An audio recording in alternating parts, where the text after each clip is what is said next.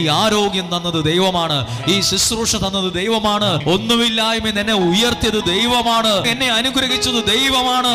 എവിടെയോ കടന്ന് എന്നെ ഇവിടെ എത്തിച്ചത് ദൈവമാണ്. എന്നാണോ ഇതൊരാൾ മറക്കുന്നത്, അന്ന് അയാൾ തോൽക്കാൻ തുടങ്ങും. എന്നാണോ ഇത് ഞാൻ വലിയ പുള്ളിയാണ്, എന്റെ കഴിവാ, എന്റെ ഭാഗ്യവാ എന്ന് കരുതുന്നിടത്താണ് ഒരാൾ പതുക്കെ തോക്കാൻ തുടങ്ങുന്നത്. എന്നൊക്കെയാണോ ദൈവത്തെ ഉയർത്തുന്നത്, അന്ന് മുതൽ അയാൾക്ക് വേണ്ടതൊക്കെയും ദൈവം കൊടുത്ത് അനുഗ്രഹിക്കാൻ തുടങ്ങും. യേശു ഒരു വള്ളത്തിലോട്ട് കയറിയില്ലേ? യേശു ഒരു വള്ളത്തിലേക്ക് കയറിയപ്പം അവിടെ അവർക്കുണ്ടായത് നേട്ടമാണ്, നഷ്ടമല്ല. ദൈവത്തിന്റെ വചനം നീ കേൾക്കുമ്പോൾ നിനക്ക് നഷ്ടമല്ല. ചിലര് പറയുന്നത് ഇതൊക്കെ ഒരു നഷ്ടക്കച്ചവടം എന്ന് പറയുന്നത് കേട്ടിട്ടില്ലേ?